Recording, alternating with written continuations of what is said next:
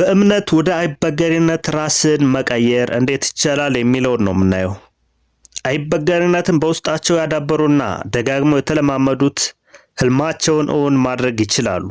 በራስ መተማመን ያለው ሰው በውስጡ ያለመሸነፍ ወኔ ያዳብራል። እንቅፋቶች አያሸንፉትም። እንቅፋቶችን ከውድቀት ወደ ስኬት እንደሚያሸጋግሩ ደረጃዎች ይጠቀምባቸዋል።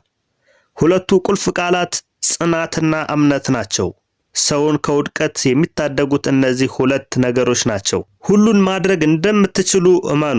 በኃይላችሁና በእውቀታችሁ ላይ መሰረታችሁን ስትጥሉ ወደ ድል ትሸጋገራላችሁ። ስለዚህ አእምሯችሁ ማንኛውንም አይነት የሽንፈት ሐሳብ እንዳይቀበል አለማምዱት። በራሳችሁ መተማመን ስትጀምሩ ተጨማሪ ኃይል ትጎናጸፋላችሁ። ጽናት ከግብ ያደርሳል የሚለውን አባባል ደጋግማችሁ ለራሳችሁ ንገሩት። ይህን ጊዜ የከንቱነት ስሜቶች ከቦታው ይጠፋሉ። ጥንካሬንና ተስፋን ብቃትን መልሶ ለመፍጠር ወሳኙ ነገር በራስ መተማመን ነው። መተማመን አስገራሚ የሆነ የፈውስና መልሶ የመፈጠር ውጤት ያመጣል። ይህን ለማሳየት ብዙ ታሪኮች ማንሳት ቢቻልም የሚከተለው ታሪክ ግን በደንብ ይገልጸዋል። ክሬም በተሞላ ገንቦ ውስጥ ስለወደቁት ሁለቱ እንቁራሪቶች የተነገረውን ጥንታዊ ታሪክ ታስታውሳላችሁ? ክሬሙ ከገንቦ ቄት ትንሽ ከፍ ብሎ ስለሚገኝ ከገንቦ አፍ ለመድረስ አዳጋች ነው። እንቁራሪቶቹ ከገንቦ ለመውጣት ቢጥሩም ሊሳካላቸው አልቻለም። ታገሉ፣ ተፍጨረጨሩ፣ ታከኩ፣ ለመውጣት የተቻላቸውን ሁሉ አደረጉ። ይህ ሁሉ ሙከራቸው ግን ከስኬት ሊደርስ አልቻለም። በመጨረሻም አንደኛው እንቁራሪት መጥፎ ሐሳብ መጣበት። የመሸነፍ ሐሳብ ማሰብ ጀመረ። የከንቱነት መርዝ በአእምሮ ይሰራጭ ጀመር። ጨለምተኛ ሆነ። ከዚህ የክሬም ገንቦ መውጣት እንደማልችል አውቀዋለሁ። ስለዚህ ለምን በከንቱ እደክማለሁ? መሞቴ ላይቀር ለምን እለፋለሁ? ለምንስ በሰላም አልሞትም አለው ራሱ። በተስፋ መቁረጥና በመሸነፍ ወደ ክሬሙ ውስጥ በመስመጥ አሸለበ በዛው። በሐውልቱ ላይም በበታችነት ስሜት ሞተ የሚል ጽሑፍ ሰፈረለት። ሌላኛው እንቁራሪት ብርቱ ነው። የወሰደው ስልጠናና የህይወት ልምዱ ልዩ ነው። ተስፋ መቁረጥ ከማያውቁት እንቁራሪቶች ተርታ እንደሚመድበው እርግጥ ነው። ቀና ሐሳቢ ነው። ልሞት እንደምችል እርግጥ ነው። ሆኖም እጄን አጣጥፌ አልሞትም።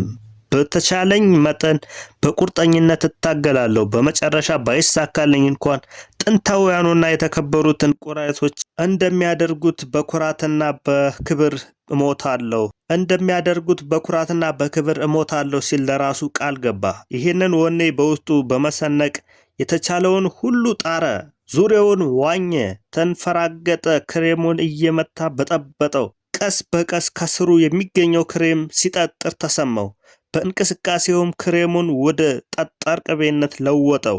እግሮቹ በጠጣሩ ቅቤ ላይ በኩራት መራመድ ጀመሩ። ከገንቦው ውስጥ በድል በአሸናፊነት ወጣ።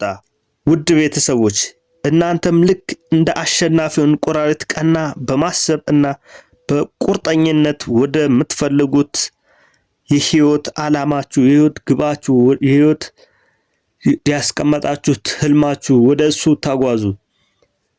በትንሽ ነገር ተስፋ መቁረጥ የለባችሁም። በአእምሯችሁ ላይ አትችሉም የሚላችሁን አስተሳሰብ ይቻላል በሚል መንፈስ አስወግዱት።